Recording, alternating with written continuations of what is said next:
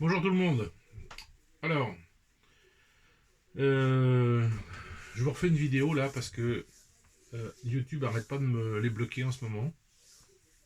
D'ailleurs, je vais vous faire une petite série au lieu d'une grande vidéo qu'ils ont bloquée où je vous parle des mensonges de LCI parce que j'en ai eu plein là, donc je vous ai tout mis en même temps. Ben, je pense que j'attends l'appel que j'ai fait et je ferai plusieurs petites. Voilà. Bon là c'est pas là le sujet c'est pas ça, c'est pour que vous mettiez un pouce et puis tout le tintouin. Euh, et que vous pensiez au moment des soldats aussi, parce qu'elles en ont besoin, les petites dames. Mais c'est bon, bref, c'est pas pour ça que je vous fais la vidéo là. Je voulais vous parler des informations que j'ai eues là par le ministre de la Défense russe, qui a publié des informations sur le missile Areshnik, qui veut dire en russe noisette. Alors, en réalité, ça veut dire petite forêt où il y a des noisettes. Mais c'est plus souvent apparemment traduit par noisette. Voilà. C'est très mignon comme truc. Alors vous allez voir que c'est un missile qui est vraiment très mignon. J'ai les statistiques, elles sont, enfin des explications qui sont très très mignonnes. Alors, qu'est-ce qu'il fait ce petit bonhomme? Alors déjà, on parle d'une configuration sans missile nucléaire à l'intérieur. Hein. On parle d'un truc comme ce qui est tombé sur l'Ukraine. Donc, euh, lorsque ces ogives frappent le sol, ça crée une température de 4000 degrés, ce qui est énorme. Donc, ils ont donné des exemples pour qu'on comprenne quand même qu'est-ce que c'est 4000 degrés, ce à quoi votre président vous, vous met en risque, tellement, et son ministre des Affaires étrangères, qui m'a l'air sous cocaïne aussi, incroyable. Je l'ai vu dans un truc là sur je sais plus quelle chaîne, là, il était interviewé, il est comme ça, il parle comme ça, enfin, il a les yeux. Bref. Alors, le soleil, c'est 5500 degrés. Là, le missile, quand il frappe le sol, c'est à 4000 degrés. Donc, c'est pas la température du soleil, mais on n'en est pas loin. Un moteur à réaction moderne, bon, c'est chaud hein, quand même. Hein. Dans sa chambre de combustion, il fait 1500 voire 2000 degrés au maximum. Donc là, on est au double. Et les matériaux de ces chambres de réaction de moteurs d'avion se dégradent rapidement. Il faut les changer régulièrement. Ensuite, le plasma. Le plasma, qui est au cœur des étoiles, euh, qui est émis lors d'une réaction de fusion, ça va à 10 000 degrés. Bon, là, on est à un niveau. Hein. Donc, je rappelle que la petite noisette, là, il fait 4000 degrés. Lui. Ça représente toujours comme ils disent là, ça représente toujours une température extrêmement capable d'entraîner des destructions importantes. Alors, qu'est-ce que ça fait exactement? Pour donner un ordre d'idée, en fait, c'est ça le truc. J'en profite parce que je me suis fait un petit café, on est le matin. Alors, juste pour que vous compreniez, l'acier fond à 1500 degrés. Là, on est à 4000. Même l'acier au carbone, ils font aussi. C'est avec ça qu'on fait les véhicules, les tanks, tout ça. Enfin, c'est avec ça qu'on fait. Donc, ça veut dire que si vous avez des tanks aux alentours de l'explosion, ils fondent. L'aluminium, qui a un point de fusion à 660 degrés. Alors, ça serait vaporisé immédiatement, évidemment. Le tungstène, qui est très très dur, le tungstène, puisque je vous rappelle que les Allemands, pendant la Deuxième Guerre mondiale, avaient trouvé la manière de percer et tout et n'importe quoi, parce que leurs obus avaient au centre une flèche de tungstène. Et en fait, l'obus en métal partait, tapait sur la carlingue du char en face, et le centre au tungstène perçait. Voilà, parce que c'est ce qu'il y a de plus dur. Donc ça a un point de fusion de 3422 degrés. Donc le tungstène à 4000, ils font. Le béton, le béton, se fracture à 300 degrés. Donc à 4000, il est vaporisé. Les armatures en acier fondent Et donc en fait tout ce qu'il y a là, il n'y a plus rien. Il n'y a plus de béton, il n'y a plus d'armature en acier, il n'y a plus rien du tout. Les véhicules en acier et en aluminium seraient détruits, évidemment. Les pneus, ils brûleraient. Bon, ça on s'en doute. Les composants moteurs, les systèmes électriques et les carrosseries fondraient. Bon. Et les véhicules militaires seraient tous brûlés. Alors, une autre information aussi, c'est que les os humains, alors la chair évidemment, là on n'en parle même pas, l'os humain, il disparaît à 1640 degrés. Donc ça veut dire que s'il y a des gens sur les sites, eh ben ils sont vaporisés, quoi. Il n'y en a plus, il n'y a plus rien.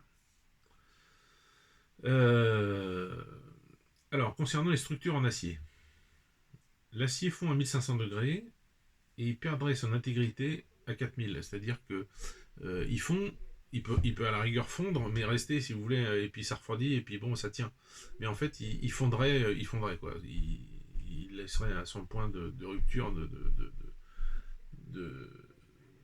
comment on dit, d'intégrité, et tout serait écroulé. Tout serait en poudre. Voilà. Ça serait, ça serait l'effondrement, la fonte de l'acier. C'est-à-dire que vous n'auriez à la place du bâtiment qu'une flaque de métal et de la poudre de bois. Enfin, de la poudre, du bois cramé, quoi. Qui ne serait pas cramé en morceaux, il serait au niveau du dessus, c'est-à-dire de la poudre, quoi. De la cendre. Alors, les bâtiments en béton, ils seraient vaporisés. Euh, Ça entraînerait la fonte des armatures d'acier qui sont à l'intérieur du béton.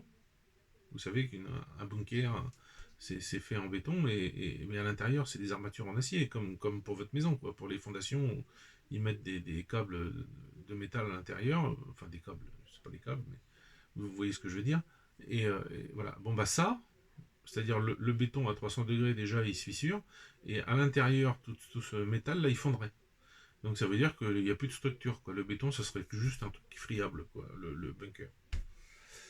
Euh, Alors le verre, il fondrait, bon bah ça c'est évident, on s'en doute. Et les systèmes électriques et la plomberie seraient détruits. Bon, ça on s'en doute aussi. Donc voilà. Donc moi, je me dis, sachant tout ça, voyant que vous avez un président qui pousse la Russie à péter un câble, qui vient d'autoriser à tirer des missiles français sur la Russie, enfin bon, etc., etc. Alors déjà, Poutine a dit que si jamais, déjà une chose, oui, qu'il faut dire, si jamais les États-Unis ou quelques pays que ce soit donnent l'arme nucléaire à l'Ukraine, la Russie se donne le droit de donner l'arme nucléaire à tous les ennemis des États-Unis. Ça c'est clair. Donc les outils, les machins, tout ça, ils auront des missiles nucléaires. Euh, le... Moi, ça me fait dire quoi, sachant tout ça et entendant ce que déclare votre président et puis ses ministres et tout ça, si il avait des billes, s'il avait du pouvoir, de la puissance, une armée, s'il avait tout ça, il pourrait ouvrir son clapet. Mais là, il n'en a pas. Il n'a pas tout ça. Moi, je suis persuadé que comme les tanks français qui sont que 250 au lieu de 500 parce que les 250 autres servent de pièces détachées, vu qu'ils ont démonté les usines, les missiles nucléaires, ça doit être à peu près la même chose. Ils ont dû faire à un moment, sans nous le dire, des économies, et la moitié des missiles nucléaires français ne doivent pas fonctionner, je pense. Ou servent de pièces détachées pour les autres. Enfin bon. Bon, bref. Donc on n'a plus grand-chose en France. Vous remarquez que des fois je dis on en parlant de la Russie, mais je dis on aussi en parlant de la France, parce que je ne peux pas m'en empêcher, évidemment. Euh, donc le fait qu'ils disent tout ça, alors qu'il se passe tout ça, ça prouve qu'en fait il en a rien à foutre de vous. Voilà. Lui il se dit, dans sa petite tête de malade, il se dit je peux faire ça, parce que de toute manière, si il décide de faire quelque chose, moi, j'ai mon bunker en dessous de l'Elysée, j'ai mon passage secret, parce qu'il y a ça, vous savez peut-être pas, mais il y a un passage secret qui emmène directement à la base aérienne de Taverny, où on peut y aller en voiture, hein. Il y a des voitures, puis il y a un petit train aussi qui part de l'Elysée et qui va là-bas. Donc il doit se dire ça. Il doit se dire je peux jouer avec mes jouets, je peux faire ce que je veux, si ça nous tombe sur la tronche, ça sera pas sur la mienne. Voilà, c'est tout ce qui l'intéresse. Bon. Parce que, imaginons que Poutine fasse ce que les Russes demandent, de bombarder les usines de production, tout ça, ça va faire quoi? Ça va tuer des pauvres gens, ça va tuer vous, la famille, enfin, il n'aura pas le choix de faire ça, mais la stupidité du président français va amener à ça, mais certainement pas sa famille à lui, ou lui, il risque rien, lui. C'est ça qui est incroyable, c'est que on est dans un monde maintenant où vous avez voté pour des gens, alors peut-être pas vous, mais bon, vous voyez ce que je veux dire, on a voté pour des gens qui en ont rien à cirer de leur pays. Et ça c'est grave. Ça c'est hyper grave. Et c'est ça qui mène à la destruction, et c'est ça qui mène à ce que le pays est comme il est actuellement. Voilà. Donc, n'oubliez pas que je vous ai à l'œil. Et je vous souhaite bonne journée. Je suis con, hein.